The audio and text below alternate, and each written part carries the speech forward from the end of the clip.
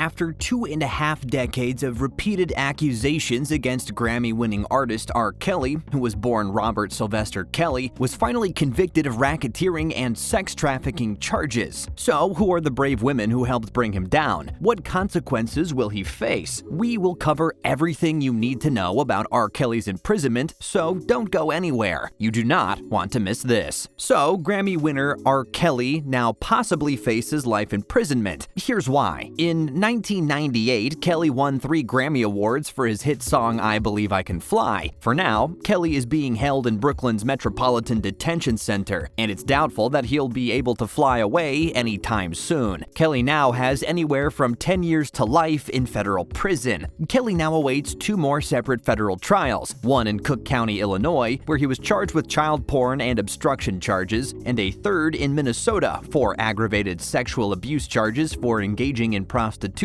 with 3 minors. R.Kelly's trial began in August of 2021 and lasted 5 weeks before he was finally convicted on September 27th. Over the course of the trial, the jury was able to hear testimony and first-hand knowledge from those who were in the Grammy winner's inner circle over his 3 decades-long career. Once on the witness stand, R.Kelly's former associates alleged that the singer instructed his staff to hand out pieces of paper containing his phone number to girls who were at his shows, as well as other public events. Multiple women came forward and testified before the jury that those pieces of paper were how they were able to get in touch with Kelly. One thing that became clear as the trial progressed is that Kelly maintained a high degree of control over the women once they were in his inner sanctum. Further women took to the stand and testified that Kelly sexually abused them as minors, and that he was so controlling they had to request permission to leave rooms, eat some food, or go to the bathroom. Despite mounting testimony and evidence, Kelly maintained his innocence throughout the trial after entering a firm not guilty plea. Kelly's defense lawyers attacked the credibility of the witnesses and argued that their statements were loaded with inconsistencies. So, who are the brave women that helped bring this music mogul down? Let's find out. First, it's important to keep in mind that R. Kelly's crimes span roughly 3 decades, essentially ever since he first achieved fame and right up until he was arrested. So, in order to truly understand the gravity of the star's sexual misconduct, we have to go back to the beginning. Kelly displayed signs of predatory sexual behavior as far back as the early 90s, when it was clear that he had a penchant for teenage girls. In 1994, at the age of 27, Kelly married famed singer Aaliyah, who would later die in a plane crash. Kelly and Aaliyah were married in Chicago in a ceremony that was kept hush-hush because Aaliyah was only 15 at the time. Later, it was reported that Aaliyah had lied about her age on the marriage certificate and stated that she was 18. By February of 1995, officials annulled the marriage. During his trial in New York this summer, one of Kelly's tour managers testified that Kelly had even bribed a government official to secure a fake ID for Aaliyah so that the two could get married. Sadly, Aaliyah was killed in a plane crash on August 25, 2001. She was only 22.